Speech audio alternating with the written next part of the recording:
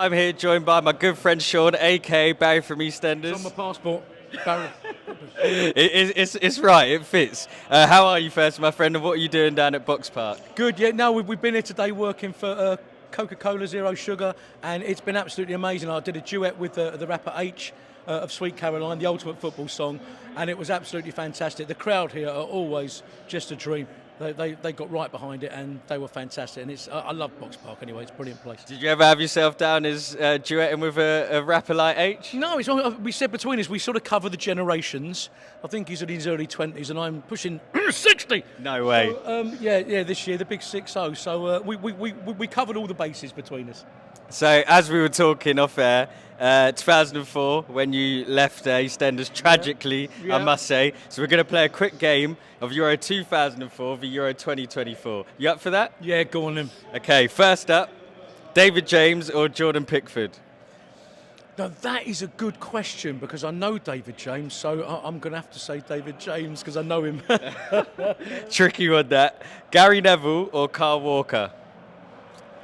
Again, they were both great servants, weren't they? Do you know what I mean? I'm gonna go Mr. Consistency, Kyle Walker. Yeah, why? Do you just think he's the speed he's just got over Gary? Yeah, and he's not frightened to push up a bit, and he's just Mr. Consistent. You rarely see him make a really howling mistake. Do you know what I mean? Very rarely.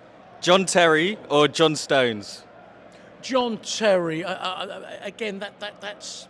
I know Stones is Stones to me is a bit of the quiet man of the game. Again, I don't think he particularly puts a foot wrong, and he is a rock for Man City. But you sometimes go whole games without really hearing his name because he's doing what he does well. Do you know what I mean? Yeah. He's just so he's not drawing attention to himself. He's just doing what he does and does it.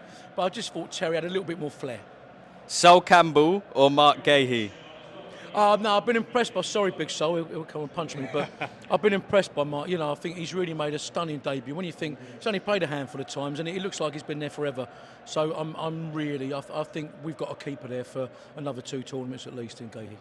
David Beckham or Bukayo Saka? Now, here is the one. Here is the controversial one. Saka. I think the guy is amazing, and although Beckham was a legend, particularly from free kicks and things like that, I just think Saka, in that first game, all right, he got a bit tired in the second half, but he roasted that defender. He roasted him, and everything good in that first half of England's first match happened on the right-hand side of the pitch because of him. I think he's mustard. Paul Scholes or Trent Alexander-Arnold? Scholes, yeah. Alexander-Arnold is great, but he had a very... Yeah, the jury's out on him for me. I wouldn't. I just think Scholes again was a great workhorse. He just leave everything on the pitch. Paul Scholes, everything. Do you know what I mean? And he was just a great servant to the team. Steven Gerrard or Jude Bellingham? It's got to be Hey Jude. It's got to be Jude Bellingham. I mean, 20 years old. He writes his own scripts, doesn't he?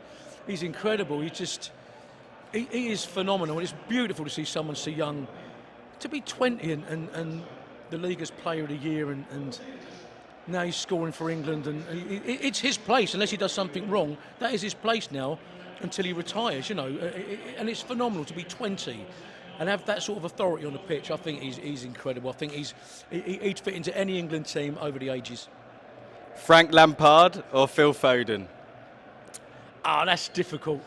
Again, everyone, as soon as Foden had a bad game, everyone was on his shoulders like a ton of bricks, weren't they? Do you know what I mean?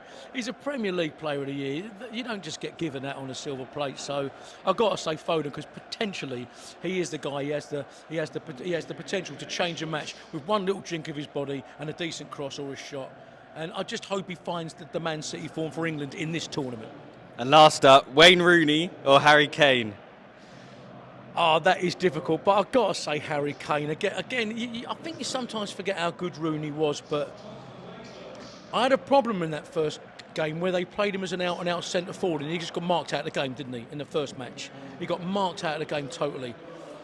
And even then he nearly scored with that header that hit the bar. So I just think if they let him do what he normally does, he falls a bit deep. As soon as they give him the chance, he was coming back, he was defending.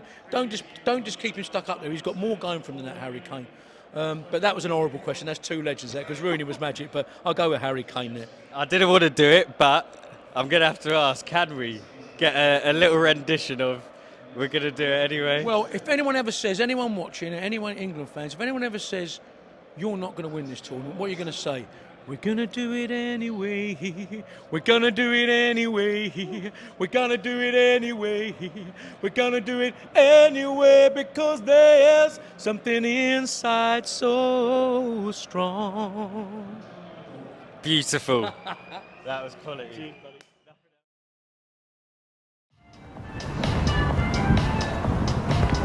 Was ist das? talkSPORT?